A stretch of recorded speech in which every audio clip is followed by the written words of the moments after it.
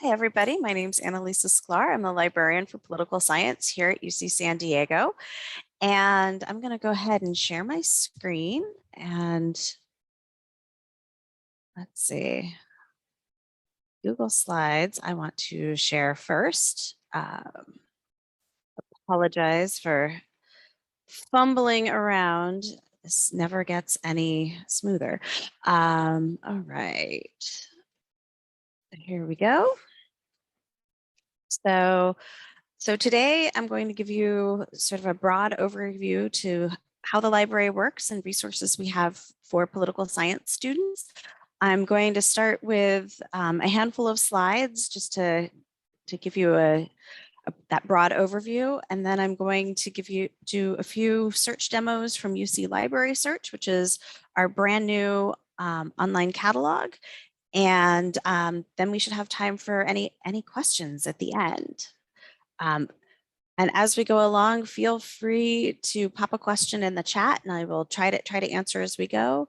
And also, if you're not seeing on the screen what I think I'm showing, please wave me down or pop in the chat that you're not seeing what I'm seeing or you're not hearing me or anything like that. So, all right, without further ado, let's get started. So, all right, so who am I? I'm Annelise. As I said, I'm the librarian for political science, also the librarian for law and law and society, for international studies, and for our international government information collection. And I help folks, researchers, students, with literature searching, finding resources for your paper, finding data. I am the person who actually buys the materials for the political science collection. So if there's something that we're missing, let me know. And I provide advice for researchers and students on publishing, open access, and generally about scholarly communication. Including UC has some transformative agreements with publishers. So I often help researchers try to figure those out when they're publishing with those publishers.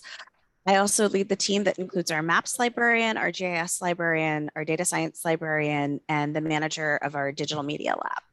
So, I can help you get to the right person, but I am also part of that team if any of those resources sound interesting to you. All right, so that is me. And, I wanted to take a step back and, so what do libraries do these days anyways? So we're more than just this iconic building. So big thing that we do, obviously, we collect physical materials. I think somebody asked how many items we have, and we think we have about 3.7 million print volumes between Geisel and the Biomedical Library and our annex, which is in Mira Mesa. So we have a lot of physical stuff. We also license digital materials, so we help you get across that paywall by covering the fee. Sometimes our licenses are for annual subscriptions. Some things we license perpetually, so we should have them for at least as long as they exist. Right now, we have about 2 million ebooks, 200,000 e-journals, and over 900 databases, some that have full text and some that are just citations. We also identify and link to quality open access content. And then something that you may not know, the library actually funds different open access projects. And right now, the really big thing is these transformative agreements as we're licensing paywalled content from publishers so that UCSD researchers who want to publish in these journals can publish open access and make their research available to everybody. And then, of course, we help students and researchers navigate all of these tools. And so please know that you can always email me if you have a question or you're just stuck. But we also have a 24/7 chat service that staffed with librarians from around the world. And then we have a general email service to the library that gets answered pretty quickly. So lots of help, even if you're not in person. So I wanted to, and then I wanted to just sort of orient you to the library's website before I dive into it. But this is the library's website. It's library.ucsd.edu. You can do pretty much all of your research starting here. And the first thing that I wanted to show you about the library's website is how to access the VPN. So if you're on campus, so we license all of these e-resources. To access them, you need to be coming in from a UCSD IP address. If you're on campus, you want to be on the UCSD protected Wi-Fi or EduRoam. If you're off campus, you want to set up the VPN, and the instructions are on our website below the fold now under Connect from Off Campus, or under the Computing and Technology, the Connect from Off Campus is there too. So if you haven't set up the VPN, that's the first thing you want to do before you get started with library research. And as you're setting up the VPN, the big thing to know, and this is the thing that trips up most people, on that first screen you get before you, it's actually the screen where you log in. So above where your username and password go, there's a box that says group. And in that drop down box, you want to choose the two-step secured all through UCSD. And this is super not intuitive, but this is 90% of the time, if people can't connect through the VPN, this isn't set up properly. So I'm harping on it, but that's, if you can get that set up, that will solve a whole bunch of your problems right off the bat. So the other things I want to show you about our website, we have this brand new search box. So if you're new to campus, welcome. We're very happy to have you. If you've been on campus before or been part of UCSD before, you may remember that we had an online catalog named Roger. It was at least 20 years old in that version, and it was really showing its age. So we have this brand new tool called UC Library Search. It searches books and articles and all sorts of things. UC Library Search, all those different things that the library does with e-resources and journals and subscriptions and buying books, and UC Library Search is a big giant soup of that. So now one-stop shopping for searching and getting started with searching. So that's what that big search box on the website is. And in a few minutes, I will show you a little bit more about using that. Sorry, I got ahead of myself there, but again, books and ebooks, journal articles, newspaper articles, government publications, publications from IGOs and NGOs, film, audio, maps, and you also use this tool to place holds on books. So you can have books paged and put on hold for you. So you just come into the library and grab it. And we are still doing curbside pickup at the Central Campus curbside location, which I believe is in the Osler parking structure. And you can do those requests through UC Library Search as well.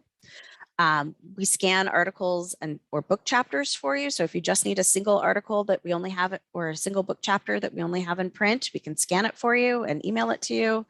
And you also now use this tool for interlibrary loan requests from other universities, both in the UC system and from across the country. So like I said, this is one big giant soup of one-stop shopping.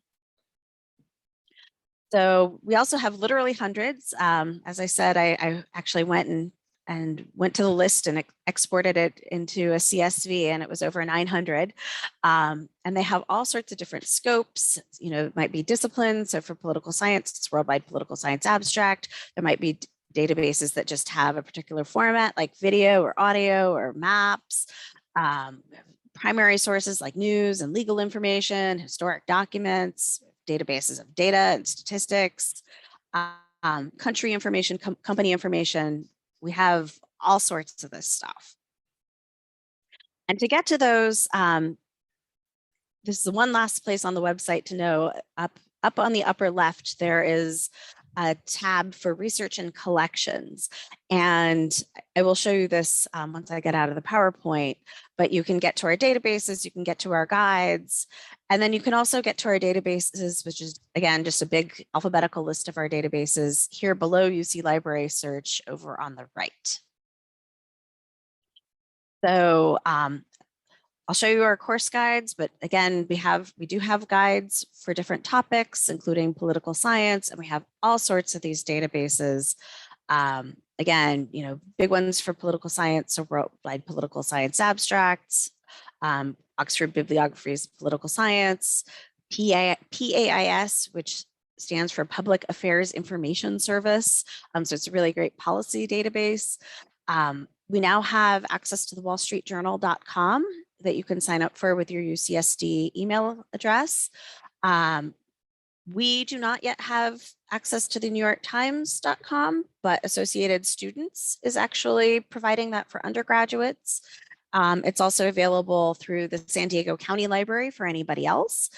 And then we have all sorts of other news databases like Nexus Uni and Factiva and Access World News. We also have a whole bunch of legal databases. Nexus Uni is both news and legal content. We have Westlaw Campus, which is the non-law school version of Westlaw. Nexus Uni is the non-law school version of LexisNexis. And we have Hein Online, which is another great database of legal content. We have data sets. We now have corpora for text analysis. So we have a couple different collections. The one I'm really excited about is this one called ProQuest TDM Studio. So all of the content we have from the vendor ProQuest, you can now analyze with this tool. We also have a similar tool from a competitor called Geisel. We're hoping to get the equivalent from Nexus Uni. We're working on that. And we're beta testing a product project from JSTOR for text analysis of JSTOR content. And we also are members of the Linguistic Data Consortium. So if you're interested in text analysis, we do have all of these tools specifically designed for that. And with a note that all of our other databases do not want you downloading massive amounts of content for text analysis. So that's why we have these specific tools. And then I think this is the last thing I want to highlight on our website is the Ask Us tab up at the top. And in this section, again, I mentioned you can email me, you can email the library, we have FAQs, and this is how you can get to our chat service. And again, it's 24/7. You won't necessarily get a librarian from UCSD, but you will get a librarian, depending on what time of day it is. It will either be in I think it's just the US and the UK, maybe Australia if it's really, really late in the day, early in the morning. But if you're stuck, any librarian can usually help you get started. So it's a really cool service to be a part of. And a few other folks that I just wanted to give a shout out to, just sort of so that you know that they're here. Amy Work is our GIS librarian, and Stephanie Lebu is our data science and data services librarian. So if as you work through your college careers, if you wind up wanting to do geospatial analysis, Amy is here. If you're looking for data or doing more complex data analysis, Stephanie is here. We also have a data and GIS lab in Geisel. It's small, it's got 5 computers, but we do have specialized software, and you can come in and use those computers anytime that Geisel is open. And we are in the process of spinning up some virtual machines for doing the same kind of work as well. So we've got the GIS ones set up and the data ones are in process. We also have a digital media lab in the east wing of Geisel. We are a little slower to reopen that, but we have 3D printing, assistance with working with 3D data, as well as audio and video media, and some specialized software for that there as well. We have a big maps collection of actual physical maps, and Mike Smith is our maps librarian. We have a large government information collection, both in print and digital.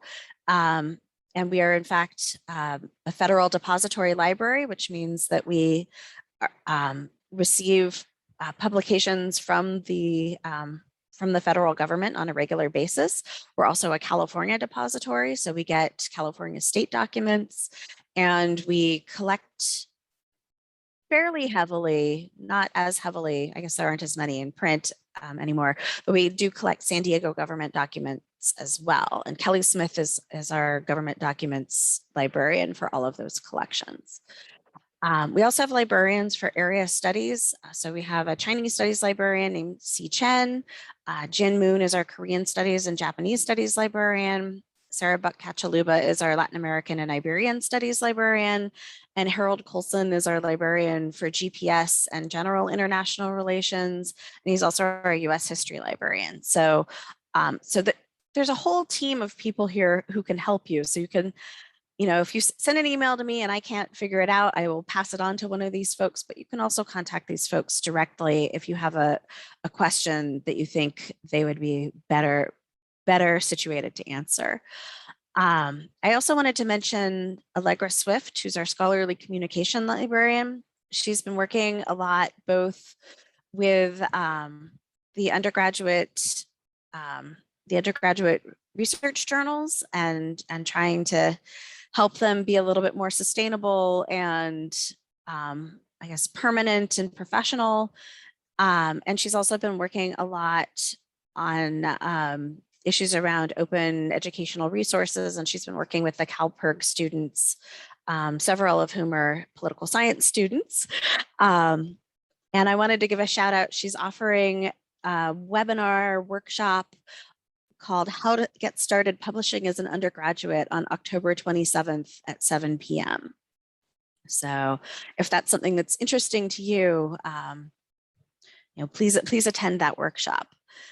And then we also have folks who work in research data curation. So in addition to all of the other things we do try to collect research data created by our faculty and our graduate students, sometimes undergrads, but research data created by researchers on our campus that can be reused by other researchers. So that is one more thing we do. And there's a whole team of folks who do that. All right, so now is the moment of truth. We're going to try actually searching some of these things live. Okay, so did I successfully switch to the library's website, library.ucsd.edu? Will anybody tell me if I didn't? Okay, so as I said, the library's website is library.ucsd.edu, and this middle part is UC Library Search. And I've realized over the years that students often don't realize that they can use that you can use this to find all sorts of materials. You don't have to just use it for keyword searching. You can also use it if you know the title of what you're looking for. So for example, if you're looking for a book, and I have a canned list here for the expediency and typo. So say I'm looking for the book, The Power of American Governors.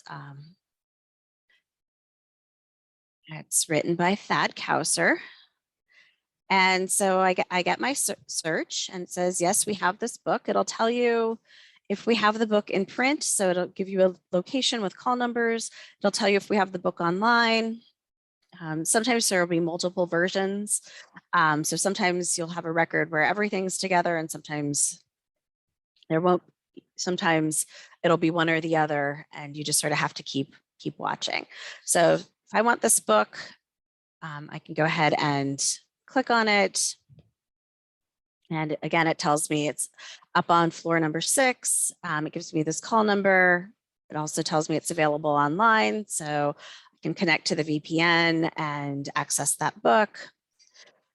What else do I want to show you? One new thing about UC Library Search is you get more information if you sign in. So let me go ahead and sign in. Same single sign-on you use for email, Canvas, everything on campus. So I'm going to go ahead and sign in so you can see this. Did it let me through? I never know when it's going to ask for Duo or not.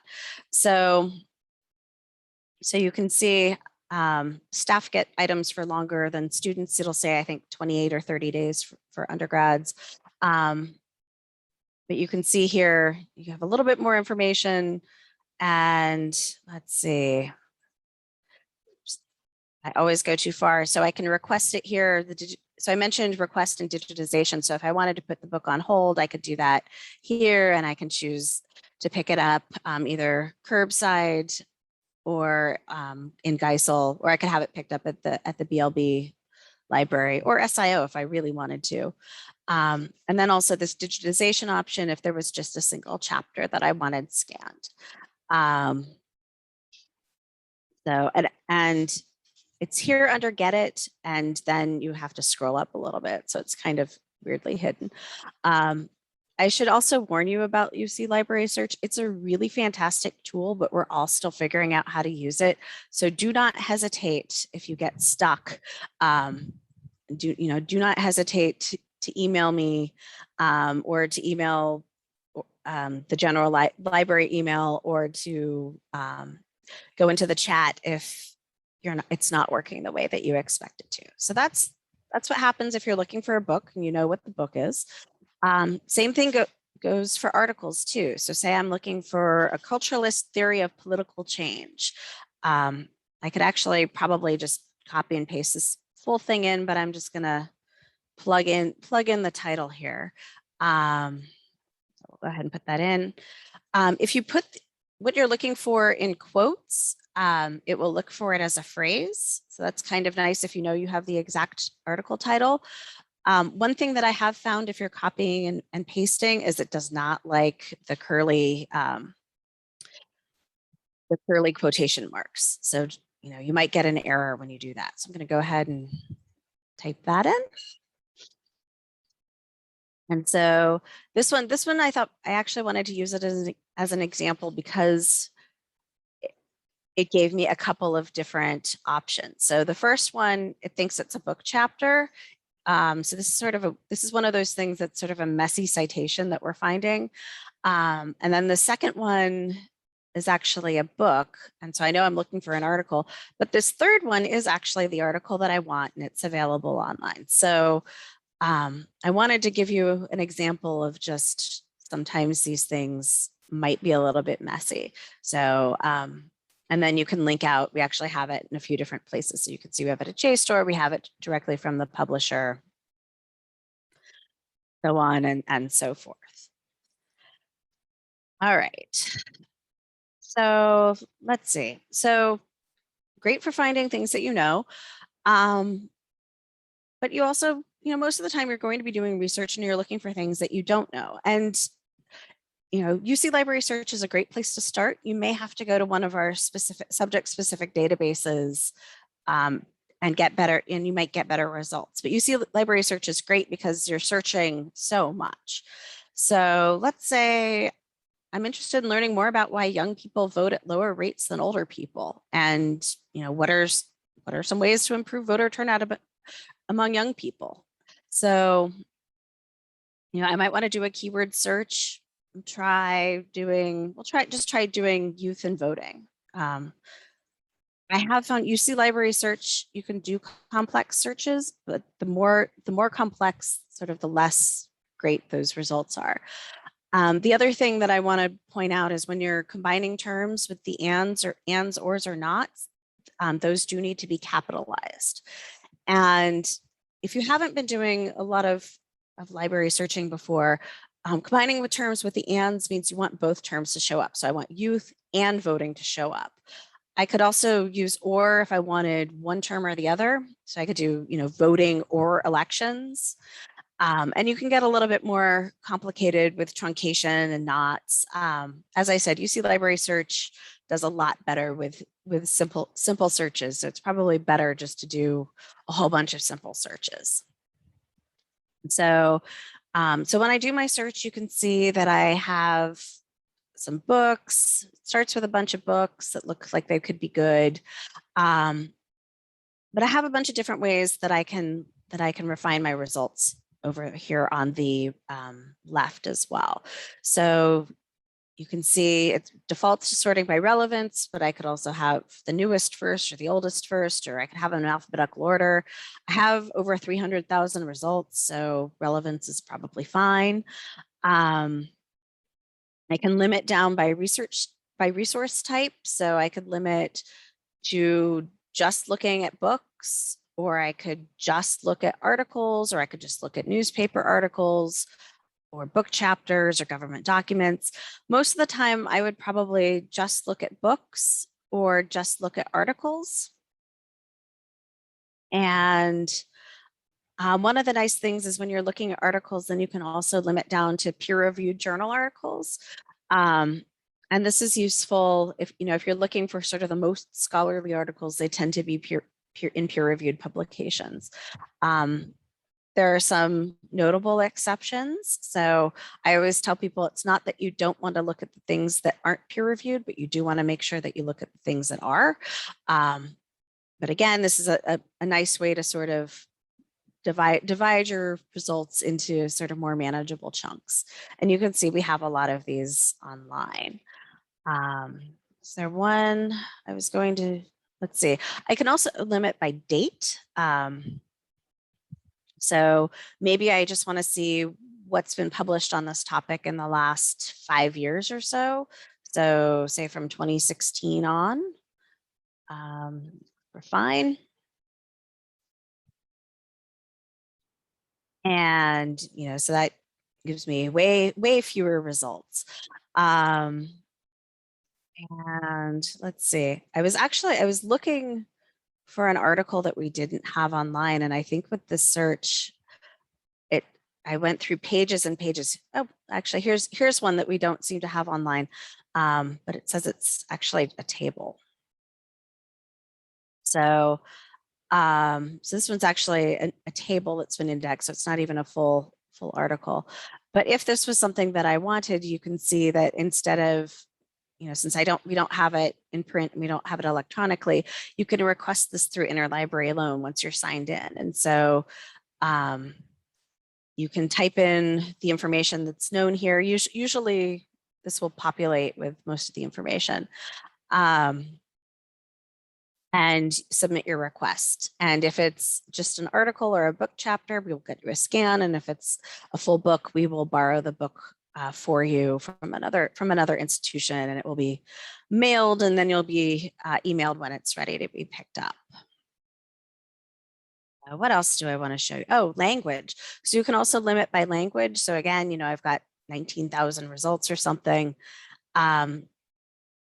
It doesn't narrow it down a lot because I searched with English language keywords, but I could limit it down to English. So, I am horribly monolingual. So, if I know I'm not going to be able to read articles in other languages, I can just remove them from my search results and focus on the languages that I can actually read. All right. So I think, I was going to show you what it looks like to request a book. So let's just remove all of these filters here. I'll leave the years there. So this time I could limit down to just books, which is down here under more. And let's see if I can find one that we only have that does not say it is available. So here's one that says no online access, called Is Voting for Young People. And this is the same deal. It is a book. It is a citation to a book that it appears that we do not have. So you can request it through Interlibrary loan. You can see it populated the book information, and it's the same deal. And you can choose again where to pick it up, and you'll be notified when it's ready. So, all right. So I think I talked about all of those things. So did anybody have any questions about UC Library Search? And I I strongly encourage you to just go in and see if you can make it work. You can't break it, so go in and see if you can make it work. Okay, so the last things I wanted to show you, I mentioned on our website here under research and collections.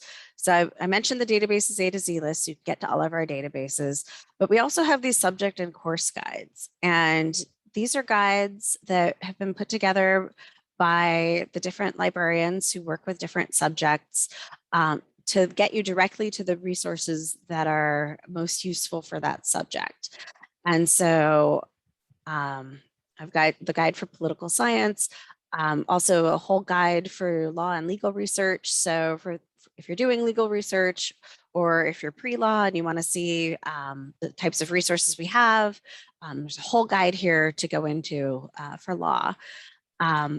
But also, then also there's this political science guide, and I fully acknowledge that it's a monster that is always a work in progress. If there's anything that you think shouldn't be on here or that's confusing, I'm always open to feedback. But the way this guide is set up,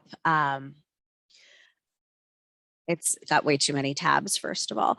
But on the main page, all of this information about UC Library Search, but then these best bets for political science, particularly articles, back to UC Library Search. Factiva actually has a really nice page inside it where you can see the top headlines and the top news stories of the day from the New York Times, Wall Street Journal, and the Washington Post. But as I said, we do now have this Wall Street Journal access if you want to sign up for that. So unlimited access to the wallstreetjournal.com. And for the New York Times, associated students, looks like you can just register with your UCSD email account. If you are not an undergrad, as I said, it's available through the San Diego County Public Library without a library card. You just have to sign up. So, and then worldwide political science abstracts. So if you're looking for scholarly articles and UC Library Search is just giving you too much, or it's not relevant, it's too much from other disciplines, that's the point where you're probably going to want to search worldwide political science abstracts. It works pretty much the same way. Would folks like me to show you it really quickly as well? Yes, no, silence means yes. Okay, so first thing I'm going to do is I'm going to attempt to sign on to the VPN. So I have that set up. I'm activating it. I don't know if you guys can see that. I imagine that you can't. Let's see.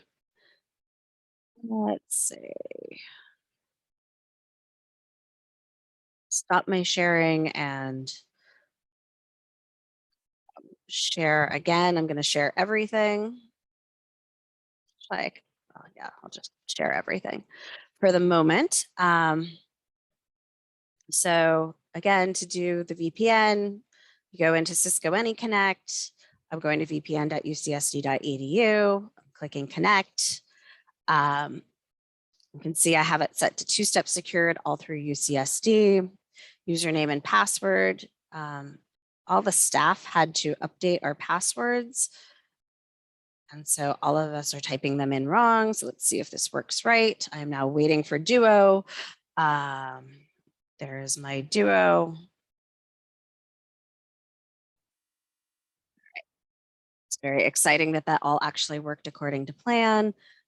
I'm gonna stop and share again and just share.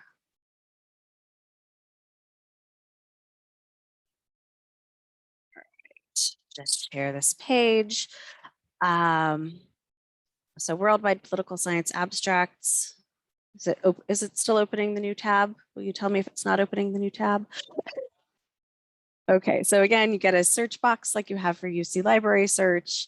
You can do the same types of searches. We'll do youth and voting. It does not actually require you. Let's see. Okay, thank you. All right, it does not actually require you to capitalize the ands and ors. You can type in a big long string. It actually gives you, prompts you with this advanced search to combine with the ands and the ors or not. So for fun, we'll do youth and voting or election. And if you want to get really fancy, and you can do this in UC Library Search too. I just don't think it does this, works as well with the relevance ranking, but you can actually replace the end of a word with an asterisk. It's called truncation. So basically, it's called truncation. It's kind of same idea as regular expressions if you're a programmer, but it means that you have the stem of a word and then any ending. So VOT with an asterisk, I'll get vote, voter, voting, voted, elect with the asterisk, elect, elected, electing, elections. The one caveat is if you truncate too much, or if you're in a database that's too broad, you might get a lot of false hits. So elect with an asterisk could also get me electric, electricity, so on and so forth. But I am in a political science database, so hopefully these things will mostly be relevant to political scientists. So I'm going to go ahead and click search. I keep having to move everybody's faces around. And you can see this works pretty much the same way. Most of our databases work pretty much the same way. It defaults to relevance, just like UC Library Search does. It's mostly scholarly articles, but there are a few citations to books, magazines, trade journals, dissertations. I can limit down to any of those. I can limit by publication date. I'll just do 2010, but I can also enter a date range. And I have some other limits here as well.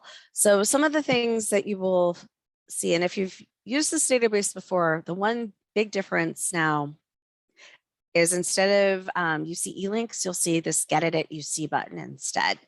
And so the one thing to know about Worldwide Political Science Abstracts is it's Worldwide Political Science Abstracts. So it may link to full text, but for the most part, all you're getting is the citation, and the abstract, so summary of the article, and then the subject heading, so this controlled vocabulary. And these can be really useful because these can prompt you with other terms that might be better search terms. Each database has different controlled vocabulary, so a really good search term in one database might not be a really good search term at another database. And so just sort of keep that in mind. And that's about what you get. You get this really brief information. So if you actually want the full text, that's where this Get It at UC comes in.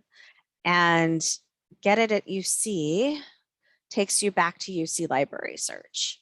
But you can see this article we do in fact have online access to. So just that's a slightly different feature. UC Library Search really is this giant soup of everything, but sometimes it's hard to find those things. So that's kind of how that works.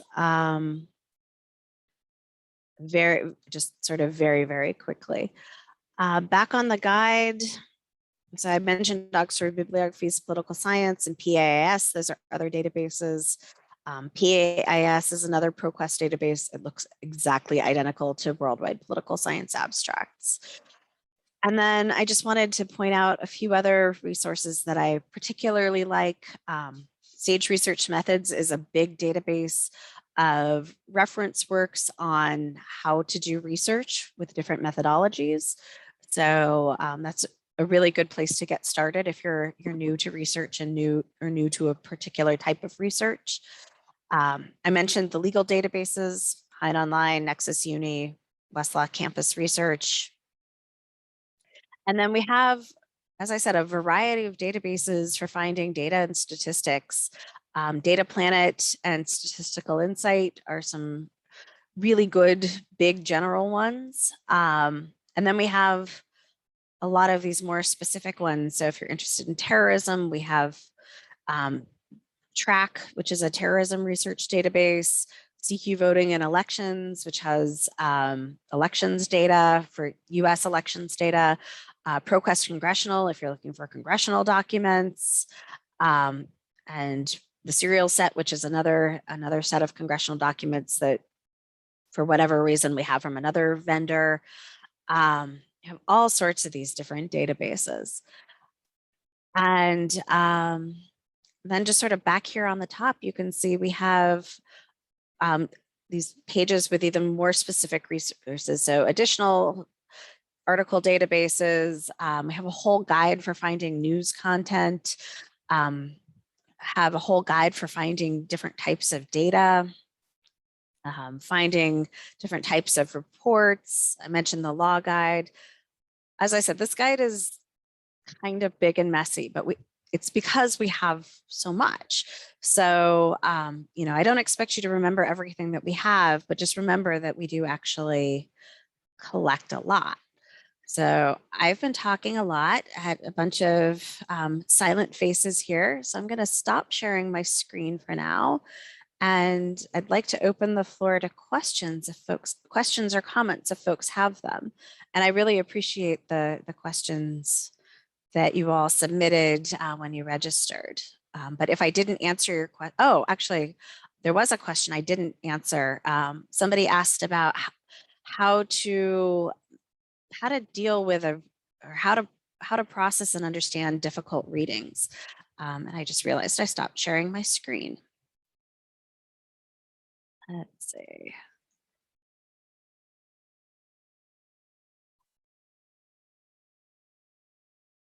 All right, so on this guide, under this I tucked this under this writing and citing tab because I wasn't sure where else to put it. But I actually found and linked over here on the left this really great article from BYU. And it's called 5 Keys to Helping Students Read Difficult Text. So it's actually fairly long, which is maybe a little ironic. But it's got some really good strategies for how to dig in and sort of break down a text. And the trick is really to slow down and to ask questions as you go and try to synthesize the material as you go. You know, give yourself an overview, and that, you know, reading it through the first time to sort of see if you have an idea of what the text is about, and then digging in and trying to come up with questions and synthesize as you go. But again, the trick is really to slow down. And I also wanted to highlight the TLC has learning strategies tutoring, and they have a whole website. So I linked to them here.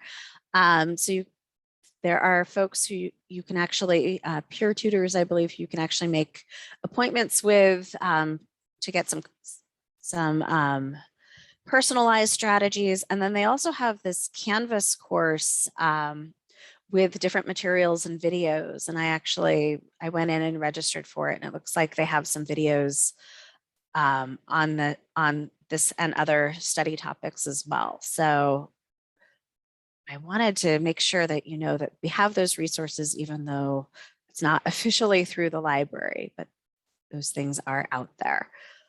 All right. As I said, I'm going to stop sharing my screen and open the floor to questions.